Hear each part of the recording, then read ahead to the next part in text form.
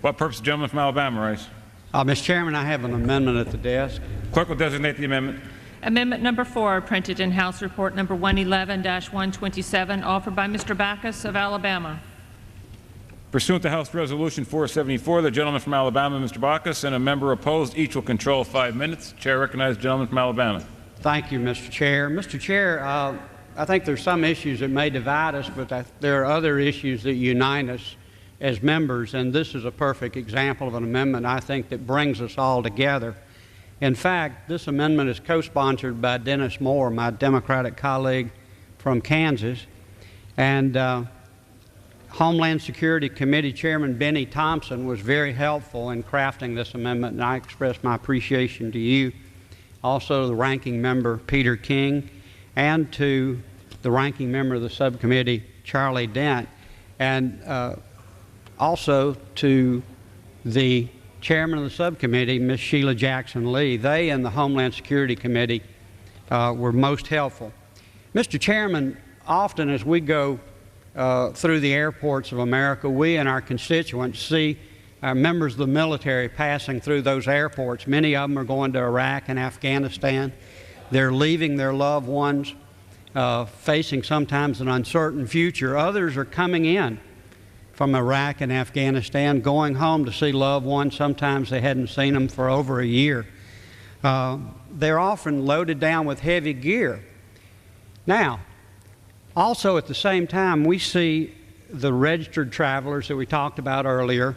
We see United Premium members. We see Delta Platinum members and Gold Medallion members.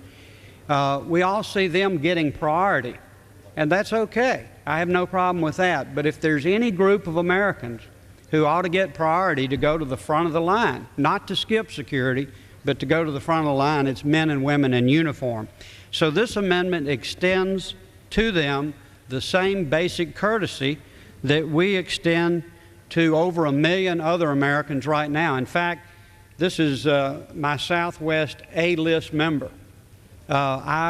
Because I travel, I get to use that. United members do, Delta members.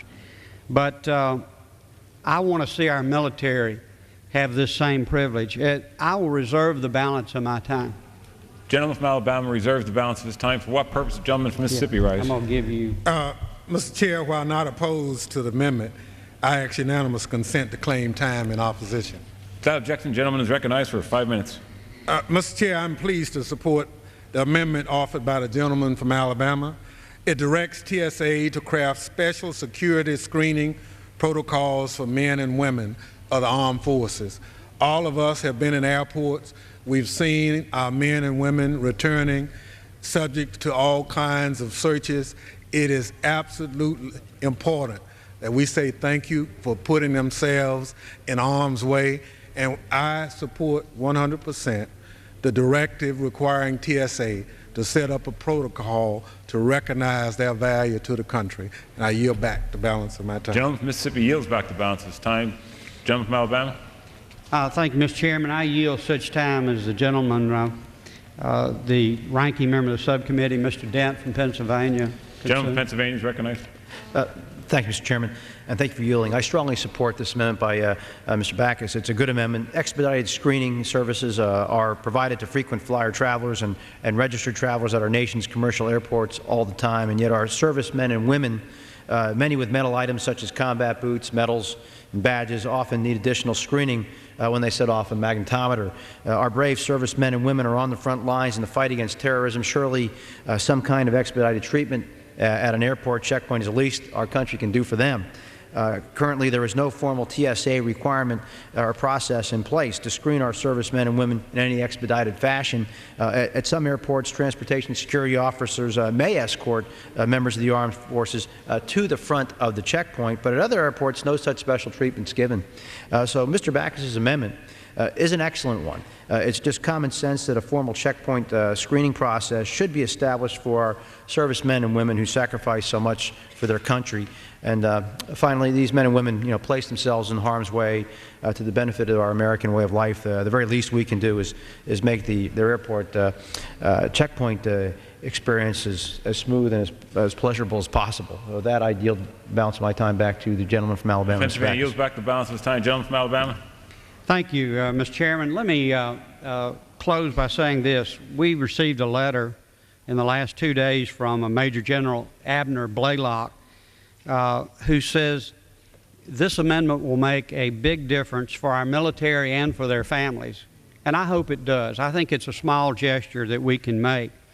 I also received an email from a young Marine who was coming back from Iraq. And this is what he said. As I returned from Iraq, where I had been for over a year, I had to remove my boots and my blouse, military term for battle dress uniform, and then a hand wand was used over my entire body. That was after he waited in line for some period of time. He said he felt humiliated. There is a way to have proper security, and this amendment does nothing to change those requirements.